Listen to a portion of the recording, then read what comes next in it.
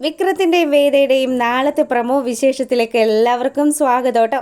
അങ്ങനെ നമ്മുടെ വേദക്കുട്ടി മനസ്സില്ലാ മനസ്സോടു കൂടിയാണെങ്കിലും അവളുടെ വീട്ടിൽ വന്ന് ഇങ്ങനെ നിൽക്കുക. അപ്പം അച്ഛൻ്റെ ആ ഒരു ബർത്ത്ഡേ സെലിബ്രേഷനും കാര്യങ്ങളും ഒക്കെ ഗംഭീരമായിട്ട് നടക്കുന്ന സമയത്ത് വേദയ്ക്ക് എന്താ ഇത്ര സങ്കടമെന്ന് അമ്മയും അതുപോലെ വർഷയും ഒക്കെ വന്ന് ചോദിച്ചു. ഒന്നുമില്ല. ചേച്ചി ശരിക്കും അച്ഛന് ഗിഫ്റ്റ് വാങ്ങിക്കാത്തതുകൊണ്ടാണോ ഈ സങ്കടത്തിൽ നിൽക്കുന്നത്?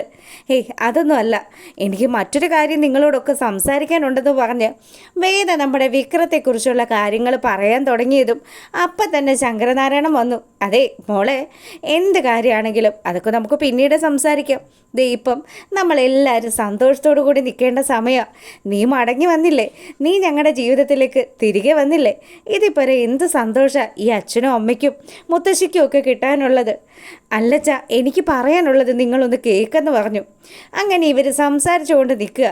ഇനിയിപ്പോൾ എന്തായാലും ഭക്ഷണം കഴിക്കാം, അടുത്ത പരിപാടികളൊക്കെ അതിന് ശേഷമെന്ന് പറഞ്ഞ് ശങ്കരനാരായണൻ തൻ്റെ പൊന്നുമോളെ ചേർത്ത് നിർത്തി അവരെല്ലാവരും കൂടി ചേർന്ന് ആഹാരമൊക്കെ കഴിച്ചുകൊണ്ടിരിക്കുക. അങ്ങനെ നമ്മുടെ വിക്രം ആണെങ്കിൽ വീട്ടിലേക്ക് ചെന്നു. അപ്പം വിക്രത്തിൻ്റെ ആ ഒരു സന്തോഷം എന്ന് പറഞ്ഞാൽ പറഞ്ഞറിയിക്കാൻ പറ്റാത്തത്ര സന്തോഷമുണ്ട്. ശരിക്കും വേദ എന്ന് പറയുന്ന ആ ഒരു മാരണം തൻ്റെ ജീവിതത്തിൽ നിന്ന് പോയല്ലോ. കുറച്ചൊക്കെ അവളെ മിസ് ചെയ്യുന്നുണ്ടെങ്കിലും ശരിക്കും വിക്രത്തിന് നല്ല ആശ്വാസമാണ്. ഇനി എന്തായാലും പഴയതുപോലെ തന്നെ താൻ ആഗ്രഹിക്കുന്ന രീതിയിൽ തന്നെ മുന്നോട്ട് പോകണം. അപ്പം വേദ പോയതൊക്കെ അറിഞ്ഞുകൊണ്ട് നമ്മുടെ രാധയും അവിടെ എത്തി. അല്ല, എന്തായി വിക്രമേട്ട, അവൾ പോയല്ലേ? എന്തായാലും എനിക്ക് സമാധാനമായി. അവൾ പോയെന്നൊന്നും വിചാരിച്ച് നീ ഇവിടെ കറങ്ങി നടക്കാമെന്നൊന്നും വിചാരിക്കേണ്ടെന്ന് പറഞ്ഞ് രാധയോട് അങ്ങനെയൊക്കെ പറയുന്നുണ്ടെങ്കിലും രാധയാണെങ്കിൽ ഇടിച്ച് കയറാൻ കിട്ടിയ ഒരവസരവും നമ്മുടെ രാധ പാഴാക്കില്ലല്ലോ. അതുകൊണ്ട് തന്നെ അവൾ പറഞ്ഞു, എനിക്ക് വലിയ സന്തോഷമായിട്ടോ വിക്രമേട്ട. ഞാൻ ശരിക്കും വിചാരിച്ചത് നിങ്ങളിനി അവളുടെ കൂടെ താമസിച്ച് നിങ്ങൾക്ക് അവളോട് യഥാർത്ഥത്തിൽ പ്രേമം തോന്നുമെന്നായിരുന്നു. അങ്ങനെയാണെങ്കിൽ നിങ്ങളെ കൊല്ലാന്ന് വരെ ഞാൻ വിചാരിച്ചതാ. എന്തായാലും അതൊന്നും വേണ്ടി വന്നില്ലല്ലോ. ആശ്വാസമായെന്നൊക്കെ പറഞ്ഞ് നിൽക്കുമ്പോൾ നമ്മളെ കാണിക്കുന്നത് നമ്മുടെ വേദയാണ്. വേദ അങ്ങനെ ആലോചിച്ചുകൊണ്ട് നിൽക്കുക. വിക്രത്തെക്കുറിച്ച് തന്നെയാണ്. ഞാനിവിടെ വന്നതിന് ശേഷം വിക്രം ഒന്നും എന്നെ വിളിച്ചതുപോലും ഇല്ലല്ലോ. എന്തായാലും വിക്രത്തിൻ്റെ മനസ്സിൽ താനില്ല. പക്ഷേ എപ്പോഴോ വിക്രത്തിന് തന്നോട് ഒരു ഇഷ്ടം തോന്നിയെന്നാണല്ലോ വിക്രം പറഞ്ഞത്. അങ്ങനെയാണെങ്കിൽ അവൻ എന്നെ വിളിക്കുമായിരിക്കും. ഇനി അവൻ വിളിക്കാതെ ഞാൻ എങ്ങനെയാണ് വീട്ടിലേക്ക് മടങ്ങിപ്പോകുന്നത്? കാര്യങ്ങളൊക്കെ താൻ പ്ലാൻ ചെയ്തതുപോലെ തന്നെ നടന്നാൽ മതിയായിരുന്നു എന്നൊക്കെ ചിന്തിച്ചുകൊണ്ട് നിൽക്കുക വേദ. അങ്ങോട്ടേക്ക് നമ്മുടെ ദർശൻ എത്തി. ദർശൻ വന്നതും വേദ, നീ വന്ന കാര്യമൊക്കെ ഞാൻ അറിഞ്ഞു. എന്തായാലും ഒരുപാട് സന്തോഷമുണ്ടോ. താൻ ആ ഒരു ജീവിതത്തിൽ നിന്ന് പുറത്തു വന്നല്ലോ. എനിക്ക് നല്ല വിശ്വാസം ഉണ്ടായിരുന്നു താൻ അതിൽ നിന്നൊക്കെ പുറത്തേക്ക് വരുമെന്ന്.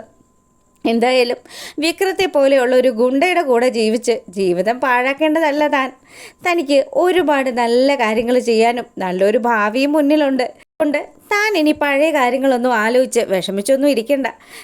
ഇനി എന്തായാലും നല്ലൊരു ജീവിതം ഉണ്ടാവും. ഞാൻ എപ്പോഴും തൻ്റെ നല്ലൊരു ഫ്രണ്ടായിട്ട് തൻ്റെ ഒപ്പം തന്നെ ഉണ്ടാകുമെന്നും ദർശൻ പറയുക. ദർശൻ എന്നെ ഒരു ഫ്രണ്ടായിട്ട് അല്ലാണ്ട് അതിനപ്പുറത്തേക്കുള്ളൊരു രീതിയിൽ ഒരിക്കലും എന്നെ കാണരുത്. അതെന്താ നീ അങ്ങനെ പറഞ്ഞതെന്ന് ദർശൻ ചോദിക്കുക. ഈ സമയം വേദ പറഞ്ഞു, അതെ ദർശൻ, ഞാൻ പൂർണ്ണ മനസ്സോടു കൂടിയൊന്നും അല്ല തിരികെ ഇങ്ങോട്ട് വന്നത്. എനിക്ക് അവിടെ നിൽക്കാൻ പറ്റാത്തൊരു സാഹചര്യം ഉണ്ടായി. അതുകൊണ്ട് മാത്രം ഞാൻ അങ്ങനെയുള്ളൊരു തീരുമാനം എടുത്തതാണ്. എന്തായാലും വിക്രം വന്ന് എന്നെ വിളിക്കുകയാണെങ്കിൽ ഞാൻ വിക്രത്തിൻ്റെ വീട്ടിലേക്ക് വിക്രത്തോടൊപ്പം തന്നെ പോവും. അങ്ങനെ പോവുകയാണെങ്കിൽ മാത്രമേ ഇനി എനിക്ക് അവിടെ നിൽക്കാൻ പറ്റുള്ളൂ. അതുകൊണ്ട് വിക്രം വിളിക്കുന്നത് വരെ ഞാൻ കാത്തിരിക്കുമെന്നും വേദ പറയുക. ഈ സമയം നമ്മുടെ കമല വേദ പോയതിൻ്റെ ആ ഒരു വിഷമത്തിലൊക്കെ ഇങ്ങനെ ഇരിക്കുമ്പം അച്ഛൻ വന്നിട്ട് പറയുന്നുണ്ട്, നീ എന്തിനാ കമല ഇങ്ങനെ ചിന്തിച്ചിരിക്കുന്നത്? നീ ഒന്ന് ആലോചിച്ച് നോക്ക്. ആ കുട്ടിക്ക് നല്ലൊരു ഭാവിയില്ലേ, അത് രക്ഷപ്പെടട്ടെ.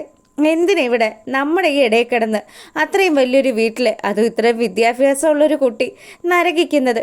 നിൻ്റെ മോൻ്റെ സ്വഭാവം വെച്ചിട്ട് അവൻ ഏതെങ്കിലും ഒരാളുടെ കത്തിമുനെ തീരാനുള്ളവനാ. എന്തായാലും അങ്ങനെയുള്ള ഒരുത്തനെ ആലോചിച്ചും ചിന്തിച്ചുമൊക്കെ ആ കുട്ടി എന്തിനാ അവളുടെ ഭാവി തൊളിക്കുന്നത്? പിന്നീട് നമ്മുടെ വേദ ഈ കാര്യങ്ങളൊക്കെ ദർശനോട് പറഞ്ഞിട്ട് ദർശൻ ആണെങ്കിൽ വലിയ സങ്കടത്തിൽ അങ്ങനെ ഇരിക്കുക. ദർശൻ, ഒരിക്കലും നീ എന്നെക്കുറിച്ച് ആലോചിച്ച് വിഷമിക്കരുത്. ദർശന് നല്ലൊരു ഭാവി ഉണ്ടാവും. നല്ലൊരു കുട്ടി ദർശൻ്റെ ജീവിതത്തിലേക്ക് വരും. എന്തായാലും എൻ്റെ ജീവിതം ഇങ്ങനെയായിപ്പോയി ദർശൻ. ഇനി ഒരിക്കലും എനിക്ക് എൻ്റെ വിശ്വാസങ്ങളും ആചാരങ്ങളും ഒന്നും മാറ്റി സ്ഥാപിക്കാനും പറ്റത്തില്ല. അതുകൊണ്ട് ഞാൻ പറയുന്നത് പറയുന്നതൊന്ന് മനസ്സിലാക്കെന്ന് പറഞ്ഞതും ദർശൻ നല്ല നിരാശയോട് കൂടി അവിടെ നിന്ന് എഴുന്നേറ്റ് പോവുക. പിന്നീടാണെങ്കിലോ നമ്മുടെ വിക്രം വീട് മുഴുവനും അരിച്ചു വെറുക്കാൻ തുടങ്ങി. അലമാരിയുടെ അകത്ത് നിന്ന് ഉള്ള പേപ്പർ മുഴുവനും വലിച്ച് പുറത്തിടുന്ന സമയത്ത് കമല അങ്ങോട്ട് ചെയ്യുന്നു. എടാ എന്താടാ നീ നോക്കുന്നത്? അതെ അമ്മേ, ഞാനിവിടെ വളരെ ഭദ്രമായിട്ട് ആ ഒരു പട്ടയത്തിൻ്റെ പേപ്പറുകളൊക്കെ വെച്ചിട്ടുണ്ടായിരുന്നു. ഇപ്പതേ അതൊന്നും കാണുന്നില്ല. എടാ നീ നന്നായിട്ട് നോക്ക്, നീ അവിടെ തന്നെയാണോ വെച്ചതെന്ന് കമല ചോദിക്കുക. ആ സമയം വിക്രം പറയുന്നുണ്ട്, അതേ നീ ഞാൻ ഇവിടെ തന്നെയാണ് വെച്ചത്. ഈ പേപ്പറൊക്കെ എവിടെ പോയി? ദൈവമേ, നാളെ പരിപാടിയാണല്ലോ. ഇനി ഞാൻ എന്ത് സമാധാനം പറയും? ശ്രീകാര്യൻ സാറ് ഏൽപ്പിച്ച കാര്യങ്ങളാണ്.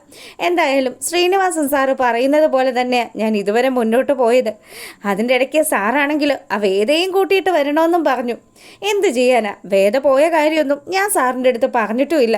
ഇപ്പോൾ ഈ പേപ്പർ കിട്ടിയില്ലെങ്കിൽ നാളത്തെ കാര്യം പ്രശ്നത്തിലാകുമല്ലോ അമ്മയെന്ന് പറഞ്ഞ് വിക്രം വലിയ നിരാശയിൽ നിൽക്കുമ്പം കമലയാണെങ്കിൽ ഒരു കാര്യം ചെയ്, നീ വേദമോളെ ഒന്ന് വിളിക്ക്. വേദമോളെ ഒന്ന് വിളിച്ചിട്ട് ചോദിക്ക്, നീ ഇവിടെ എങ്ങാനും വെച്ച പേപ്പർ അവൾ കണ്ടോന്ന്. അങ്ങനെ നമ്മുടെ വിക്രം വേദയെ വിളിക്കുക.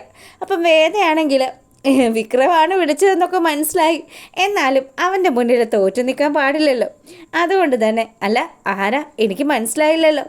ദേ നീ ചുമ്മാ കളിക്കല്ലേ, സത്യം പറയടി, നീ ആ പേപ്പറൊക്കെ എവിടെ എടുത്ത് പൂഴ്ത്തി? ഇതാരാ ഇത്? എനിക്ക് ശരിക്കും മനസ്സിലായില്ല. പക്ഷേ ഈ സൗണ്ട് എവിടെയോ ഒരു കേട്ട് പരിചയം തോന്നുന്നുണ്ട്. അല്ലാണ്ട് എനിക്ക് നിങ്ങളെ മനസ്സിലായില്ല എന്ന് വേദ പറയുക.